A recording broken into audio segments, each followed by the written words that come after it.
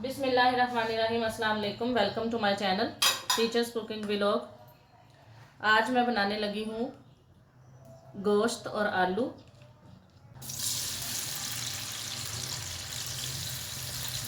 Oil गरम करके इसमें प्याज शामिल करेंगे। प्याज मैंने लिए थे 2 अदद। चिकन है मेरे पास 1 किलो।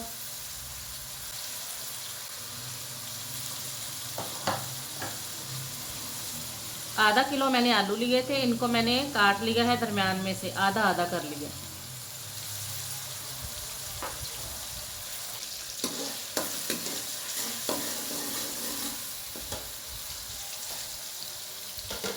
जैसे ही प्याज गोल्डन ब्राउन होंगे मैं इसमें ये लहसुन अदरक और सब्ज मिर्च का पेस्ट शामिल कर दूंगी 1 चम्मच।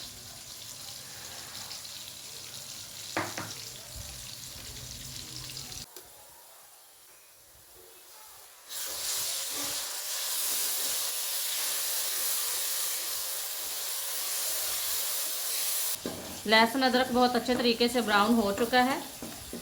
अब मैं इसमें टमाटर शामिल करूंगी।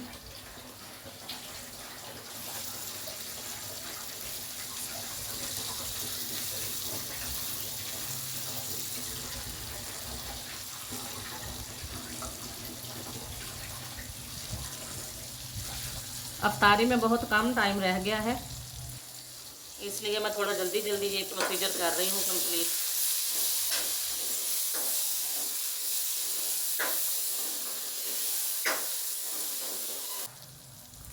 नमक, धड़ा मिर्च,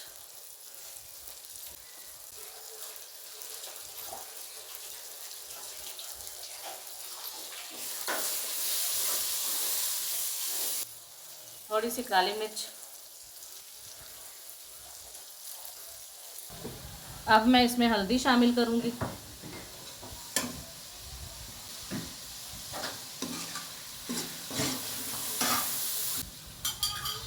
अब मैं इसमें चिकन शामिल कर दूंगी।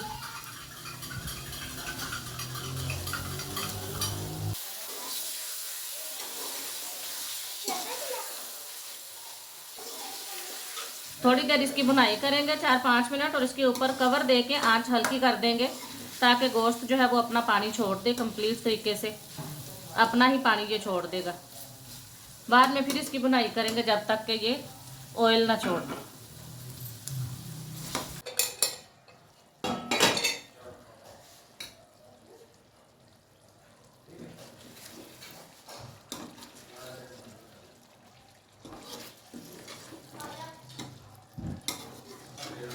अब हल्की सी आंच तेज करके चिकन की अच्छे तरीके से भुनाई करेंगे। अब मैं इसमें आलू शामिल कर रही हूँ।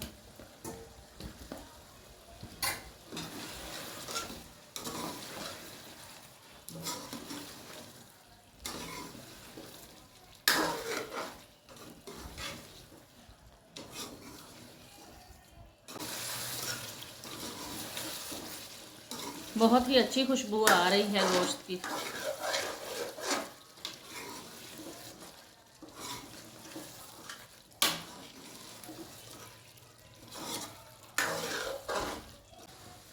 चिकन ने घी छोड़ दिया है। बहुत ही अच्छा सा इसका मसाला जो है वो तैयार हो चुका है। प्याज टमाटर हर एक चीज़ गायब हो चुकी है इसमें। अब मैं इसमें शामिल करूँगी 1 मग पानी का।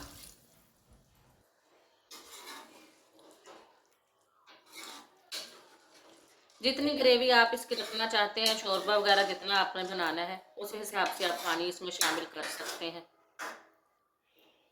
अब इसको कवर करके हल्की आंच पे पकाएंगे तकरीबन 15 मिनट तक। सालन हमारा तकरीबन रेडी होने ही वाला है। अब मैं इसमें शामिल करूंगी कसूरी मेथी।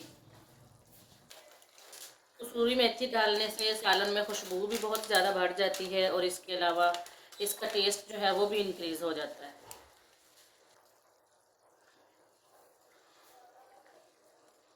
मेथी इस तरह अपने हाथ में दे के इसको अच्छे तरीके से मल के फिर आपने इसमें शामिल कर देना। मज़ीद हम इसे पकाएंगे 5 मिनट।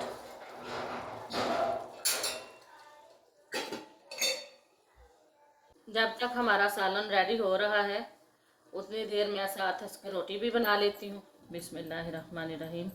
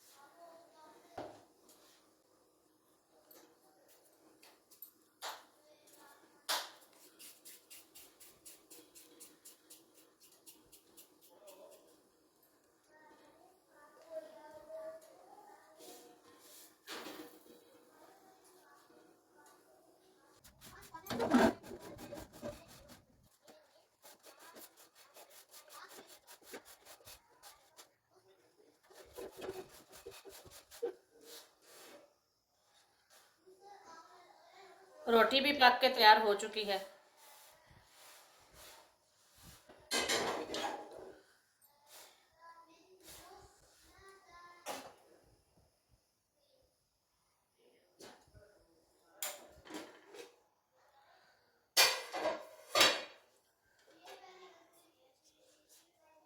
अल्हम्दुलिल्लाह माशाल्लाह बहुत ही मज़ेदार हमारा सालन जो है वो पक के तैयार हो चुका है। इसके ऊपर खूबसूरती के लिए आप धनिया भी छिड़क सकते हैं कटिंग करके। सबसे एंड पे हम इसमें शामिल करेंगे मसाला। ये देगी मसाला है, ये मैंने ग्राइंड करके रखा हुआ है। अगर आपने इसकी रेसिपी देखनी है तो मेरे चैनल पे टीचर्स कुकिंग व्लॉग पे देगी मसाला लिख के सर्च करें, देगी मसाला @टीचर्स कुकिंग व्लॉग, तो आपको इसकी रेसिपी कंप्लीट मिल जाएगी। और ये बहुत ही मज़ेदार बनता है सालन। टेस्ट इसका बिल्कुल वही होगा जिस तरह के देग में पके हुए सालन का होता है। अगर आपको मेरी आज की रेसिपी अच्छी लगी है तो मेरे चैनल को सब्सक्राइब करें, लाइक करें, शेयर करें, बेल आइकॉन भी प्रेस करें।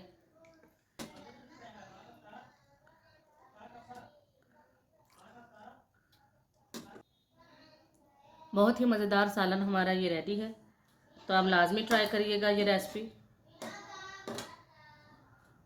मेरे चैनल को सब्सक्राइब करना मत भूलें। Thank you very much. अब मैं तैयार करने लगी हूँ सैलड। इसके लिए मैंने फ्रूट्स काटे हैं।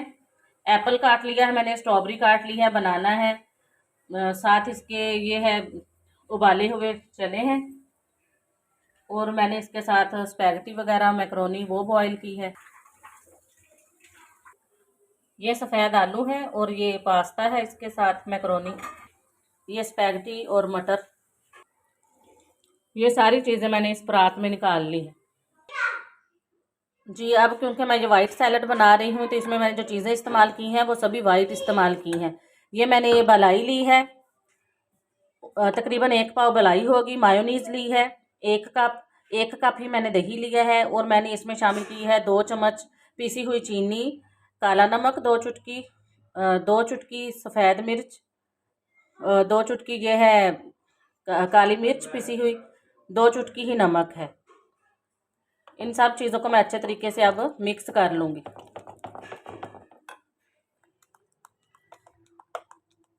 ये सब चीज़ें अच्छे तरीके से मिक्स करके इसको आपने शामिल कर देना है इस मटेरियल के अंदर। बहुत ही मज़ेदार ये सैलड बनता है, वाइट सॉस क्रीमी सैलड। बहुत ही मज़ेदार ये हमारा सैलड रेडी हो चुका है। अजान हो रही है, रोज़ा भी इफ्तार हो चुका है। तो अगर आपको मेरी ये रेसिपी अच्छी लगे तो मेरे चैनल को लाजमी सब्सक्राइब करें। घर में जितने फ्रूट्स हों वो आप शामिल कर लिया करें। कोई इशू नहीं है कि ये भी हो और वो भी हो, हर फ्रूट का होना ज़रूरी नहीं है। जो घर में अवेलेबल हो बस वही यूज़ कर लिया करें।